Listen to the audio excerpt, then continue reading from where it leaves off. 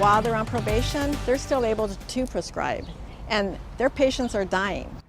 Team 10 is first to learn about a national push to make doctors tell you if they're on probation before they treat you. Team 10 troubleshooter Kristen Severance joins us now to explain why some patients believe knowing this could save your life. Kristen. So here is the petition by the Safe Patient Project.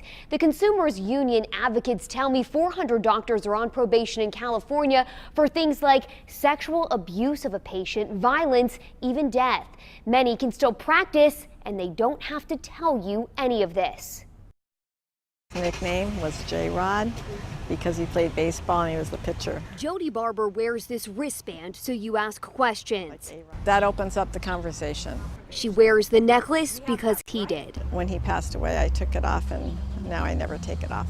But she doesn't need jewelry to be reminded of son Jared Barber. I had a dream last night about the bees. Bees have followed the family since the day he died. At the vigil, There was a bee that landed on the poster, and it stayed there all day long.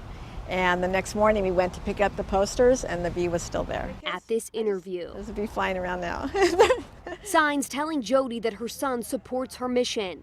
I lost my son, Jared, and 3 of his close friends in the same year. She educates kids and parents about drug abuse. She's talking to me about a brand new national push that would require doctors to tell you if they're on probation. While they're on probation, they're still able to prescribe, and their patients are dying.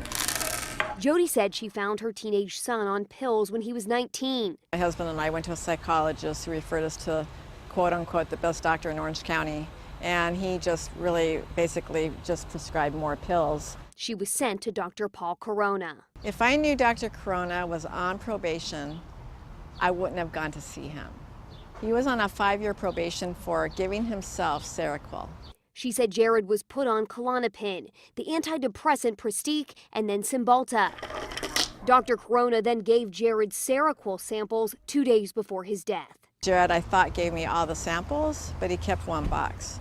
And he took him that night he passed away. Barber said she just wouldn't have gone to Dr. Corona if she knew more about his past. That's something you should know. Patient safety advocate Marion Hollingsworth is working with Consumers Union on this national campaign. They want the medical board to require doctors to tell patients if they're on probation.